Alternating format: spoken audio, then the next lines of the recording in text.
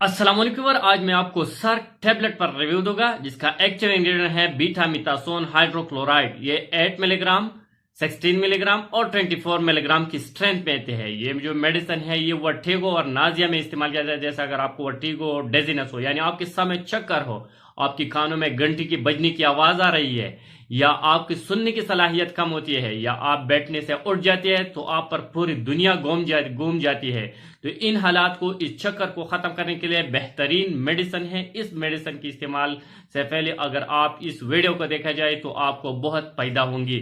आज मैं आपको इस सर टेबलेट पर कंप्लीट रिव्यू दूंगा, लेकिन इससे पहले अगर आप हमारे चैनल पर नहीं है तो सबसे पहले इस चैनल को सब्सक्राइब करें। अगर इस सर टेबलेट की यूजेस को देख जाए, बीटा मिथासोन की यूजेस को देखा जाए, तो ये मेडिसिन वर्टिगो और डेजीनेस में दिया जाता है। जैसे हमें सर में जो चक्कर होती है, ये चक्कर जिसकी वजह से भी अगर आपकी सर में जो चक्कर होती है, इस चक्कर को खत्म करने के लिए आप इस मेडिसिन का इस्तेमाल किया जा सकता है। साथ ही टेनोटस एक डिजीज है, जैसे आपकी कानों में जो घंटी की बजने की आवाज आ रही है, यानी आपकी कानों में शोर होती है, इस आपकी कानों में जो शोर होती है, घटनी की आवाज आ रही है, घटनी बजने की आवाज, जिसकी वजह से आपकी सर में जो चक्कर आती है, इन मसाइल को खत्म करने के लिए भी ऑफ इस मेडिसिन का इस्तेमाल किया जा सकता है। ये मिसाल माइनर नामी एक डिजीज है जिसमें सर में चक्कर होती है, मतली और तय की कैफियत होती है, नाजेन वॉमिटिंग होती है, सर में चक्कर होती है, कानों में घटनी बजने की आवाज आ रही है, कानों में शोर होती है, तो इन मसाइल को खत्म करने के लिए आप इस मेडिसिन का इस्तेमाल किया जाता है। अगर आपकी सुनने की सलाहियत कम हो जाती है तो इस मसाइल का हल के लिए भी आप इस मेडिसिन का इस्तेमाल किया जाए। इसके इस्तेमाल से आपकी सुनने की सलाहियत है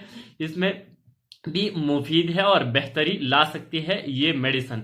अगर आप बैठते हुए उठते हैं, बैठने से आप जब उठते हैं तो आप पर पूरी दुनिया घूम जाती है, तो इन मसाइल का हल के लिए, या आपके कानों में जो शोर की आवाज आ रही है, इनके मसाइल के हल के लिए ये बेहतरीन मेडिसिन है। इससे और बेहतरीन मेडिसिन नहीं है। अगर इस मेडिसिन की साइड इफेक्ट को देखा जाए तो इसके इस्तेमाल से आपके पेट में दर्द हो सकती है, पेट में जलन पैदा कर सकती है, पेट में गैस पैदा कर सकती है ये मेडिसिन। साथ ही इस मेडिसिन के इस्तेमाल से आपको खारिश भी हो सकती है, साथ ही नींद के मसाइल भी काज कर सकती है ये मेडिसिन। अगर इस मेडिसिन की कॉन्ट्राइंडिकेशन को देखा जाए तो ये प्रेगनेंसी और लैक्टेशन में नहीं देना चाहिए, जो बंदा इससे हाइपर सेंसिटिव इसको नहीं देना चाहिए, आस्थमा हो, आस्थमा यानी इसमें दमा कहते हैं, दमा के पेशेंट को नहीं देना चाहिए, फैफ्टिक अल्सर में भी ये मेडिसिन नहीं देना चाहिए, और स्पेशली छोटे बच्चों को, इसे 5 साल से कम उम्र बच्चे को ये मेडिसिन कतई नहीं देना चाहिए। अगर इसकी डोज को देखा जाए तो ये मेडिसिन 8 से 16 मिलीग्राम के दरमियान आप बीड़ी, अगर जरूरत ज्यादा हो तो TDS भी इस्तेमाल कर सकते हैं, यानी सुबह और शाम।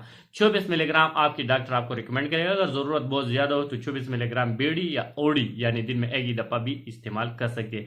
लेकिन आपके डॉक्टर आपको जितनी भी डोज आपको रिकमेंड किया, इतनी ही डोज में आप इस्तेमाल करना होगा। डॉक्टर के प्रिस्क्रिप्शन के बगैर कभी भी मेडिसिन का इस्तेमाल नहीं करना होगा। Thank you for watching.